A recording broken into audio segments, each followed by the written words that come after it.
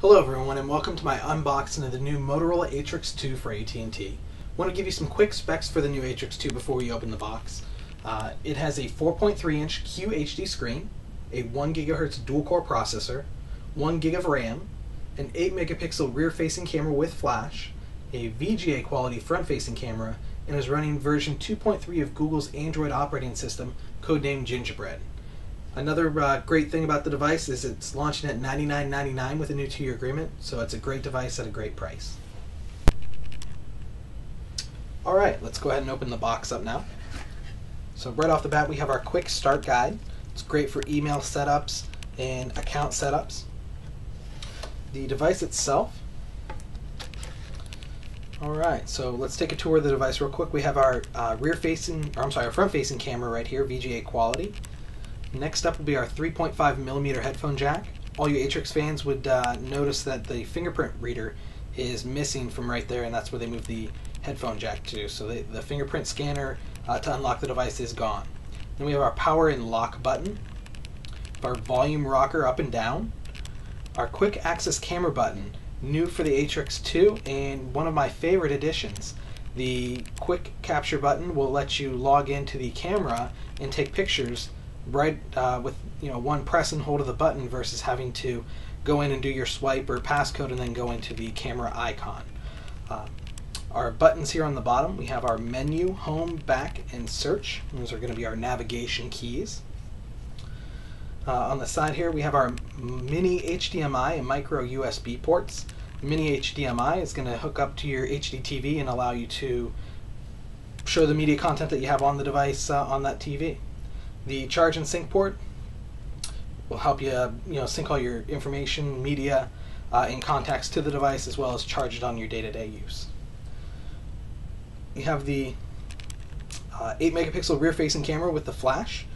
HD quality now, it's 1080p recording. Has a 2 GB micro SD card in it.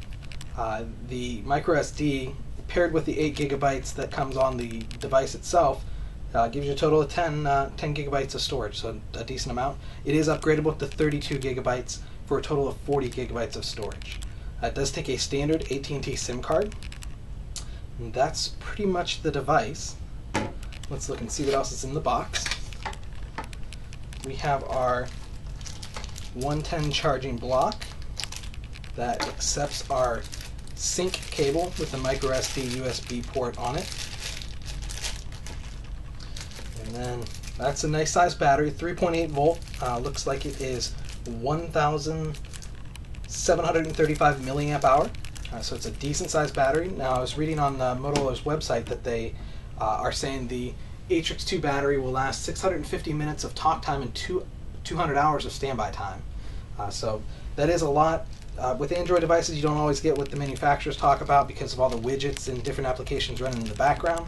So I'll let you know what true battery life is on my next review, the product review portion of the Atrix2. Last piece in the box is going to be our back cover plate. Looks like it has a nice texture to it, a little rubberized feel, so that's gonna stay in the hand real nice and help you hold on to it. So that's everything in the box for our Atrix2.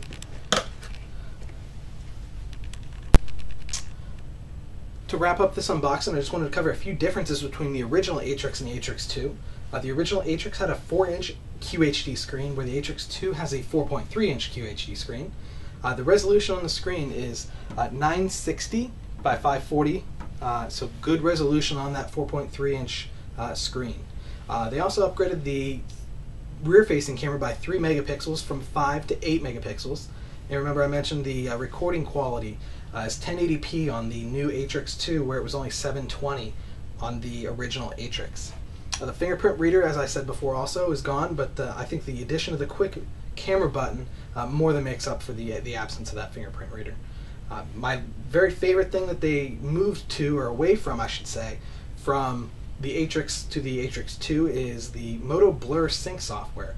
Motorola used to have a sync software where you had to go through and create an account for your Motorola phone. The nice thing is now with the Atrix2, it's like all other Google devices where you have your regular Google sync and you can go from non-Motorola phones to any other device, and use your regular Google sign-in and have all your information right there. Well, there you have it. That's my unboxing for the new Motorola Atrix2. Please check back for my next video, which will be the product review portion of it after I use it for a couple days and get some stats and use out of it and give you my opinion.